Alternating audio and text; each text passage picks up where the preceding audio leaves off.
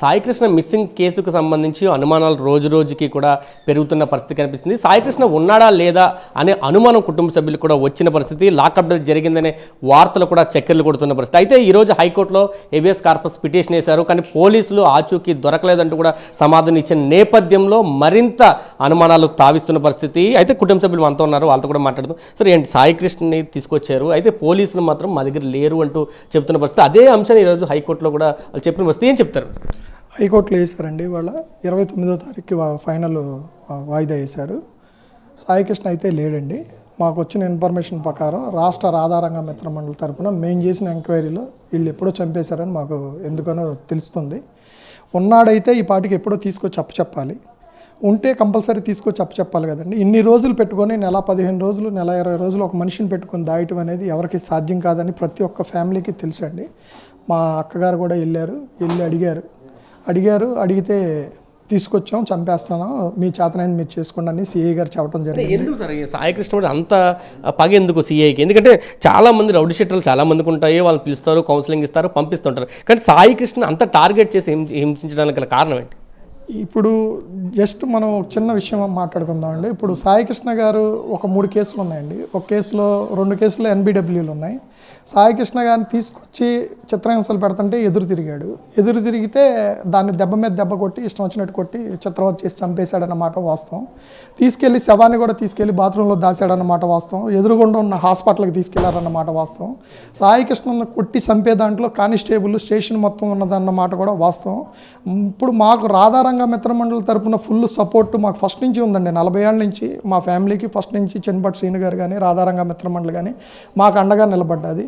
Police commissioner గారు కూడా మాకు అండగానే ఉన్నారు సార్. వాళ్ళది కూడా ఏం తప్పలేదు. మేము విమర్శించేది, మేము అడిగేది కూడా ఒక కృష్ణలంక పోలీస్ స్టేషన్ వారిని మాత్రమే. మా పిల్లోని తీసుకొచ్చి కొడతాం తప్పులేదు. ఇప్పుడు ఇంట్లో తల్లిదండ్రుల మాట విన్నప్పుడు ఇంట్లోకి పెద్దన్నలాగా పోలీసు కొడతారు, తప్పులేదు. దారిలో వస్తాడనే కొడతారు కానీ వేరే ఆలోచనతో వాళ్ళు కొట్టరు. కొట్టే విధానం కూడా కొద్దిగా లిమిట్ అనేది ఉంటుంది. కొట్టి తీసుకెళ్ళి చంపి శవాన్ని కూడా దహనం చేసే అంత లిమిట్ వీళ్ళకి లేదండి. మేము దాని గురించే పోరాటం చేస్తున్నాం. మేము ఆల్రెడీ పోలీసు వారికి కూడా ఒకటే చెప్పాం, మీరు కొట్టితే ఒకవేళ చనిపోతే మాకు బాడీని అప్పు చెప్పండి, లేదు మీరు శవాన్ని తీసుకెళ్ళి తగలబెట్టారని మాకు చెప్తున్నారు కొంతమంది, మీరు కనీసం బూడిదన్నా మాకు అప్పు చెప్పండి, మా కార్యక్రమాలు మేము చేసుకోవాలి. దీని మీద కనుక మీరు సరిగ్గా స్పందించిన ఎడల మాకు పోలీసు వారు న్యాయం చేస్తారని మాకు నమ్మకం ఉంది. గవర్నమెంట్ మీద కూడా మాకు నమ్మకం ఉంది. కానీ గవర్నమెంట్ ఏం చేస్తుంది అనేది మేము కూడా వెయిట్ చేస్తున్నాం. మా ఫ్యామిలీ మొత్తంలో ఒకళ్ళు ఏదో తప్పు చేశారని చెప్పి ఈ ఫ్యామిలీ మొత్తానికి శిక్ష చేయాల్సిన పని లేదండి. మేము దాని గురించి కూడా తీవ్రంగా ఆలోచిస్తున్నాం. అందరం ఒకే మాట మీద ఉన్నాం. మేము ఎవరికి అమ్ముడుపోలేదండి, మాకు అంత అవసరం లేదు. మా రోజువారీ ఇన్కమ్ మాకు ఉంటుంది, మా కష్టం మేము పడతాం. ఉన్న దాంట్లోనే పిల్లల్ని పెంచుకుంటారు. కానీ ఎవరైనా కానీ ఇలాంటి తప్పుడు పనులు చేసేవాళ్ళు ఎవరు ఉండరు. వాళ్ళకి మనం బాసటగా ఉండి వాళ్ళని మార్చడానికి ట్రై చేయాలి తప్పనిడిచి వాళ్ళని తీసుకెళ్ళి చంపేసే హక్కు ఏ పోలీస్కి లేదండి. పోలీసులకు కూడా పిల్లలు ఉన్నారు, వాళ్ళకే సంసారాలు ఉన్నాయి. తెల్లారులు ఇస్తే వాళ్ళకి ఎన్నో బర్డన్స్ ఉంటాయి. అందరినీ మేము అంటలేదుగా. ఈ కృష్ణలంక పోలీస్ స్టేషన్ వారు ఇలాంటి పని చేసినప్పుడు తల్లికి సమాధానం చెప్పొద్దు. ఆ తల్లి కన్నీళ్ళు ఎవరు తీరుస్తారు? ఆ తల్లికి ఎవరు సమాధానం చెప్తారు? 60 ఏళ్ల వయసులో ఒక 27 సంవత్సరాల కొడుకుని చంపేస్తే తల్లికి వెనక ముందు ఎవరు లేరండి. కూతురు పెళ్ళైపోయింది, వెళ్ళిపోయింది, ఉంది ఒక్కడే ఒక్కగానొక్క కొడుకు. వాడి కోసం తిరగని స్టేషన్ లేదు. ఇన్ని రోజులు తిప్పారు, అన్ని రోజులు తిరిగింది, ఎప్పుడు రమ్మంటే అప్పుడు వెళ్ళింది. చీపు అని నోటికి వచ్చినట్టు మాట్లాడాం. మేము ఎవరు కూడా ఎవరితో రికమెండేషన్ చేయాలి. చిన్న తప్పులు చేసినప్పుడు రికమెండేషన్లు చేయకూడదు. వాళ్ళలో మార్పు వస్తుంది. ఈరోజు తీసుకొచ్చామంటే రేపు పొద్దున ఇదే అలవాటు అయిద్దని చెప్పి మేము కూడా ఎవరితో చెప్పాలా. ఇలాంటి దారుణమైన సంఘటన ఇంకొక రిక్షా తొక్కుకునేవాడుకో, ఆటో వాడు కొడుకో, రోజు కూలీకి వెళ్ళేవాడు హైకోర్టుకి వెళ్ళలేడు, పోలీసుల దగ్గరికి వెళ్ళి గట్టిగా మాట్లాడలేడు, ఆ లోపలికి వెళ్ళి మాట్లాడటానికి కూడా అవకాశం ఇవ్వరు. వాడి బాధ ఎవరితో చెప్పుకోలేడు. అలాంటి వాడికి జరగకూడదని మేము నిలబడ్డాం తప్పితే మా వాడిని చంపేశారనే సంగతి మాకు నిష్పక్షపాతంగా మాకు సమాచారం ఉంది. కానీ ఇలాంటి అన్యాయం ఇంకొకళ్ళకి జరగకూడదు. అలా జరిగితే వాళ్ళ జీవితాల్లో ఉన్నది ఒక్కడే కొడుకు. వాళ్ళు లేని వాళ్ళకి ఏదన్నా జరిగితే వాళ్ళకి ఎవరు రక్షించే వాళ్ళు ఉండరు. కనుక ఈ కేసును సీరియస్గా తీసుకొని గవర్నమెంట్ వారే ఇలాంటి ఎదవలకి సరైన పనిష్మెంట్ ఇస్తేనే పోలీస్ వ్యవస్థలో కొన్ని మార్పులు చేసుకుంటేనే మంచిదని మా అభిప్రాయం. అందరూ ఉండరు, ఇలాంటి దుర్మార్గులు కూడా ఉంటారు. ఇలాంటి వాళ్ళ మీద కఠిన చర్యలు తీసుకోవాలి. ఇప్పుడు వాడు చేసిన తప్పు, వీళ్ళు చేసింది ఏంటి? వీళ్ళ మీద కేసు పెట్టి వీళ్ళ లాకప్లో వేయరా? వీళ్ళని పంపించరా సబ్ జైలుకి? వీళ్ళు వెళ్ళకూడదా? వీళ్ళు అనర్హులా?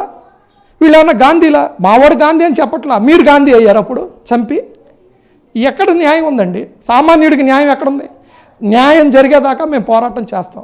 మా ఒంట్లో ఓపుకున్నంత మాత్రం మేము 6 అన్నదమ్ములు 4 అప్పచెల్లెళ్ళు ఎంతో కొంత వేసుకుంటాం. మేము కష్టపడతాం, కేసును నిలబడటానికే చూస్తాం. మా కమిషనర్ గారు సపోర్ట్గా ఉండి ఇలాంటి దుర్మార్గులను ఇంకోసారి చరిత్రలో ఎవరికి ఇలాంటి అన్యాయం జరగకుండా చూడాలన్నదే మా కోరిక.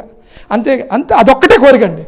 అడ్వకేట్ ఎవరైతే సాయికృష్ణ ఉన్నాడో వాళ్ళ పిన్నమ్మ అడ్వకేట్గా ఉన్నారు. ఆవిడ ఈ కేసును కూడా హైకోర్టు వరకు తీసుకెళ్లిన పరిస్థితి. అమ్మ, ఏం జరిగింది కోర్టులో? అంటే మీరు పోలీస్ స్టేషన్కి వెళ్ళారు, పోలీస్ స్టేషన్లో మాట్లాడారు. సీఏ వెర్షన్ ఎలా ఉంది, ఏం చెప్తున్నారు పోలీసులు?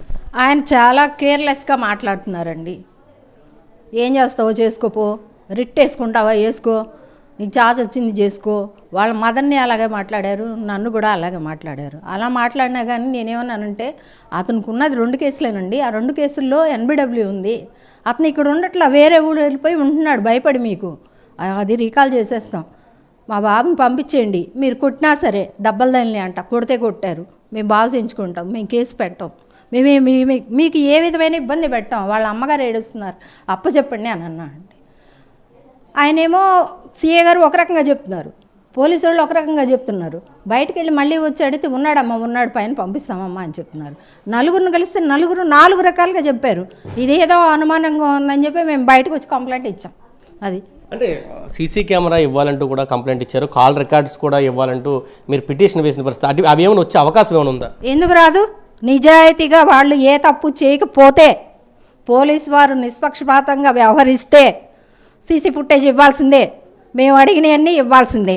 అంటే ఇప్పటికీ చాలా రోజులు అయిపోతుంది కదా, మీరు పిటిషన్ వేసి చాలా రోజులు అయిపోతుంది. ఇవాళ హైబియస్ కార్పస్ పిటిషన్ వేసి ఈ రోజు కూడా సాయికృష్ణని తీసుకొచ్చి అప్పచెప్పని పరిస్థితి కనిపించింది. వాళ్ళదే బాధ్యత అండి, వాళ్ళే తీసుకురావాలి. ఇంకా ఎటువంటి పోరాటానికి వెళ్ళిపోతున్నారు? ఎందుకంటే 29వ తారీఖుకి హేబియస్ కార్పస్ పిటిషన్ వేస్తారు. ఆ రోజు కూడా సాయికృష్ణని చూపించకపోతే మీరు ఎటువంటి పోరాటానికి వెళ్ళిపోతున్నారు? న్యాయపరంగా ఎంత దూరమైనా వెళ్తాం, ఎలాంటి పోరాటమైనా చేస్తాం. ఇందులో వెనకడిగే పరిస్థితి లేదు. ప్లస్ ఇంకొకటి, అతనికి ఉన్నది 2 కేసులు, 40 కేసులు ఉన్నాయి, 50 కేసులు ఉన్నాయి. మాఫియా డాను అది ఇదని పబ్లిసిటీ చేస్తున్నాడు. అసలు వాళ్ళు అలాంటి వాళ్లే కాదు. వాళ్ళకు మా సహాయంతో బతుకుతున్న చిన్న పిల్లోడు వాడు. అలాంటి అసత్య ప్రచారం మాత్రం దయచేసి చేయొద్దు. అంటే కేవలం సాయికృష్ణ మీద లేడు కాబట్టి ఆయన్ని ఏదో విధంగా ఇరికించాలని ఇన్ని కేసులు ఉన్నాయని చెప్తున్నారు అనుకోవచ్చా? ఇదొక సాకుగా చక్కర్లు కొడుతున్నారు. ఇదొక సాకు మాత్రమేనండి. లేదు, మీరు కూడా నెట్లో అతని పేరు కొడితే వెంటనే వస్తే మీరు కూడా వెరిఫై చేసుకోవచ్చు. అతనికి 2 కేసులే ఉన్నాయి, అది కూడా NBW మీద ఉంది. NBW మీద ఒక పోలీస్ ఆఫీసర్ తీసుకొస్తే తల్లిదండ్రులకు చెప్పి సంతకం పెట్టించుకొని తీసుకురావాలి. చప్పా చేయకుండా తీసుకొచ్చి ఇష్టం వచ్చినట్టు కొట్టేసి మనిషిని దాసేసి మేము చేయలేమంటే కేవలం మీ పోలీస్ అధికారంతో చేస్తున్న పనేది కదా ఇది. మీ పోలీస్ అధికారం చూసుకొని చేస్తున్నారు. ఇది చాలా తప్పు. అరెస్ట్ చేసినప్పుడు తల్లిదండ్రులకు చెప్పాలి, 24 గంటలు దాటంగానే కోర్టుకు పెట్టాలి. మరి తల్లిదండ్రులకి చెప్పలేదు, కోర్టుకు పెట్టలేదు, మీ దగ్గర పెట్టుకుని ఇష్టానుసారంగా చిత్రహింసలు పెట్టి బాడీని దాసేశారు, మా అబ్బాయిని దాసేశారు. ఎక్కడున్నాడు? మాకు అప్పచెప్పాలి, మాకు అప్పచెప్పాలి. ఉన్నారని నమ్మకం ఏమైనా ఉందా, లేకపోతే చనిపోయారని ఏమైనా అనుమానాలు వ్యక్తం చేస్తున్నారు? అంటే రకరకాల ఊహాగానాలు బయట వినిపిస్తున్నాయండి. ఏ స్థితిలో ఉన్నా సరే మాకు అప్పచెప్తే చాలని ఎదురు చూస్తున్నామండి. ఇది చెప్తున్నారు. సాయికృష్ణకు సంబంధించి ఏ స్థితిలో ఉన్నా మాకు అప్పచెప్పాలనేది కుటుంబ సభ్యుల డిమాండ్ అయితే వ్యక్తమవుతుంది. పోలీస్ డిపార్ట్మెంటు ఈ విధంగా వ్యవహరించడం మీద సర్వత్రా అయితే ఆందోళన వ్యక్తమవుతున్న పరిస్థితి. సీసీ కెమెరాల ఫుటేజ్ ఇవ్వాలి. సాయికృష్ణ అరెస్ట్ చేసిన తీరు కూడా జనరల్గా అరెస్ట్ చేస్తే కుటుంబ సభ్యులకి చెప్పాలి, తరువాత 24 గంటల్లో కోర్టులో హాజరుపరచాలి. ఈ నిబంధనలు ఎక్కడా కూడా కృష్ణలంక సీఏ నాగరాజు అమలు చేయలేదు. కాబట్టి ఖచ్చితంగా దీనికి సమాధానం చెప్పాలి. న్యాయ పోరాటం, తమకు న్యాయం జరిగే వరకు ఖచ్చితంగా న్యాయ పోరాటం చేస్తామంటూ కూడా కుటుంబ సభ్యులు చెప్తున్న పరిస్థితి మనకు కనిపిస్తుందని చెప్పాలి.